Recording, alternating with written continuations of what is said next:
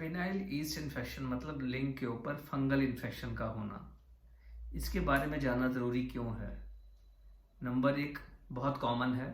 लगभग 100 में से 4 से 10 लोगों को, मेल्स को अपनी लाइफ टाइम में ये इन्फेक्शन हो सकता है।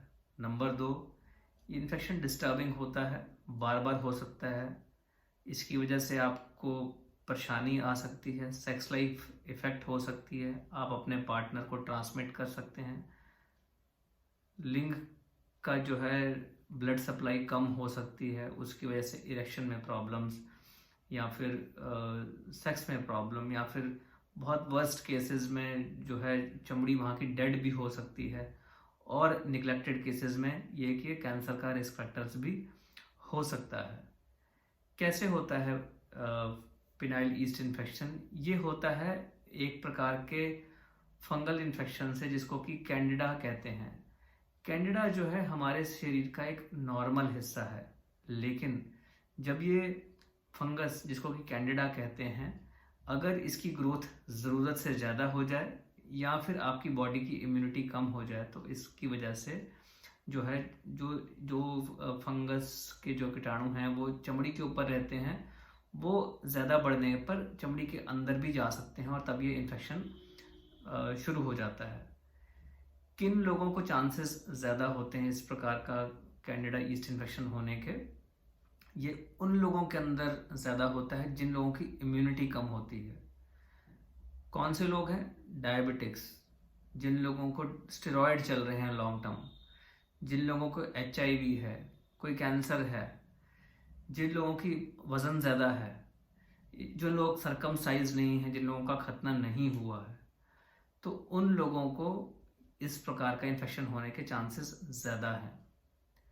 या फिर अगर आपके पार्टनर को है फंगल इन्फेक्शन, तो आपको सेक्स के टाइम पे वो ट्रांसमिट हो सकता है।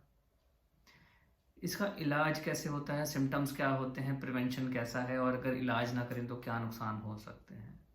सिम्टम्स क्या होते हैं? आपके जो लिंग है, पीनस है, उसके ऊपर जलन हो सकती है, वहाँ पे वाइट डिस्चार्ज हो सकता है, सफ़ेद रंग के वहाँ पे घाव जो है डिस्चार्ज हो सकता है, जो कि दही की तरह देखने जैसा होता है अगर बहुत सीवियर केसेस में। वहाँ पे अल्सर हो सकते हैं, वहाँ पे फफोले पड़ सकते हैं, ब्लिस्टर्स हो सकते हैं, चमड़ी छिलनी शुरू हो जाती है, जो स्किन है वो पील करनी शुरू हो जाती है, और डिस्चार्ज हो रहा है, चमड़ी जो है टाइट हो जाती है, आगे की खोल नहीं पाती है। जब हम पीछे करने की कोशिश करते हैं तो वहाँ कट्स आने शुरू हो जाते हैं। ये सारे लक्षण जो हैं ईस्ट इन्फेक्शन के हैं। इसको हम कैसे प्रिवेंट कर सकते हैं? नंबर एक, हमें अपनी हाइजीन मेंटेन करनी चाहिए। जो लिंग है उसकी चमड़ी पीछे करके उसको साफ करना चाहिए और उस जगह को सूखा रखना चाहिए। अगर ह्यूमिडिटी ज़्यादा है, अगर आप जैसे समर्स हैं, समर्स के अंदर जो है वेदर ऐसा होता है कि ह्यूमिड हो जाता है, तो अंडर गारमेंट्स जो हैं कॉटन के पहनने चाहिए और सुबह शाम चेंज करने चाहिए। नहाने के बाद उस जगह को ड्राई रखना चाहिए, क्योंकि मॉइस्ट है, अगर ह्यूमिडिटी ज़्यादा है तो ईस्ट इन्फेक्शन होने के चांसेस ज़्यादा है। हार्श सोप्स नहीं यूज़ करने चाहिए, जो है माइल्ड सोप यूज़ करने चाहिए। अगर शुगर है तो उसको अंडर कंट्रोल रखना चाहिए। तो ये सारी चीज़ें करने से जो ईस्ट इन्फेक्शन है उसके चांसेस कम हो जाते हैं। जब आपको लगता है कि पार्टनर को ईस्ट इन्फेक्शन है, तो उसका ट्रीटमेंट करने के बाद ही सेक्सुअल एक्टिविटी रिज्यूम करें, और जब तक इन्फेक्शन कंट्रोल नहीं होता है सेक्स अवॉइड करना चाहिए या प्रोटेक्शन यूज़ करना चाहिए। इसका इलाज कैसे होता है? नंबर एक, जब भी ऐसा हो तो सेल्फ मेडिकेट ना करें। ऐसा क्यों? क्योंकि क्या होता है कि काफ़ी बार एक अंडरलाइन डिजीज़ हो सकती है जिसकी वजह से आपको ये इन्फेक्शन हो रहा है। मान लीजिए आपको डायबिटीज़ है या आपको कोई ऐसी बीमारी है कि इम्यूनिटी कम हो रही है, तो वो अनडिटेक्टेड चली जाएगी और वो जो है आगे जाके आपको नुकसान पहुंचा सकता है। तो अपने हेल्थ केयर प्रोवाइडर जो आपके यूरोलॉजिस्ट हैं उससे ज़रूर मिल करके इस चीज़ को डायग्नोज करवाएं और इसका कारण जानने की कोशिश करें। ट्रीटमेंट के तौर पे 2 तरीके से ट्रीटमेंट होता है। एक होता है लोकल, जो क्रीम्स लगाने के लिए देते हैं, मोस्टली वो एंटी फंगल क्रीम्स होती हैं, और दूसरा होता है ओरल एंटी फंगल्स, जो कि सीवियर केसेस में देते हैं, और इन दोनों का ट्रीटमेंट से जो है कंट्रोल आ जाता है। दूसरा चीज़ जो है, जो परमानेंट सॉल्यूशन है, वो है सरकमसिजन। जिन लोगों को सरकमसिजन नहीं हुआ है, अगर उनको बार बार इन्फेक्शन हो रहा है, बार बार ईस्ट इन्फेक्शन हो रहा है, तो उसमें सरकमसिजन से ये जो है प्रॉब्लम ऑलमोस्ट 100% क्योर हो जाती है। अगर हम इसका टाइमली इलाज नहीं करते हैं तो उससे क्या क्या कॉम्प्लिकेशंस आ सकती हैं। नंबर 1, ये इन्फेक्शन आप दूसरे अपने पार्टनर को ट्रांसमिट कर सकते हैं।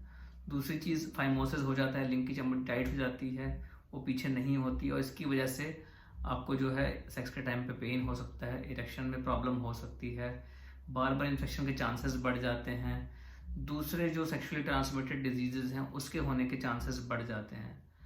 निगलेक्टेड केसेस में इसकी वजह से ब्लड सप्लाई लिंग की कम हो जाती है, वहाँ पे जो है जो चमड़ी जो है लिंग की वो डेड भी हो सकती है, वहाँ पे गैंग्रीन हो सकता है और इन्फेक्शन बहुत, अगर हम बार बार इस चीज़ का इन्फेक्शन होता रहे तो ये आपके लिंग के कैंसर के होने के चांसेस बढ़ा देता है। तो दोस्तों, टेक होम मैसेज यही है कि कभी भी इन्फेक्शन आप सस्पेक्ट कर रहे हैं, जो आपको मैंने सिम्टम्स बताए, आपको ऐसा कुछ भी दिक्कत लग रही है तो आप अपने डॉक्टर से ज़रूर इस चीज़ का इन्वेस्टिगेट कराएं कि वो इन्फेक्शन आपको क्यों हुआ, ताकि उसकी हम जड़ तक जा सकें। अगर आपको डायबिटीज़ है तो उसको कंट्रोल कर सकें, क्यों इम्यून डिसऑर्डर है, HIV है या स्टेरॉइड्स चल रहे हैं, तो उस चीज़ को कंट्रोल करके इस चीज़ का परमानेंट ट्रीटमेंट किया जा सकता है। दोस्तों, मैं doctor Aman Gupta, urologist, andrologist and kidney transplant surgeon, Fortis hospital, Basant Kunj, Delhi में।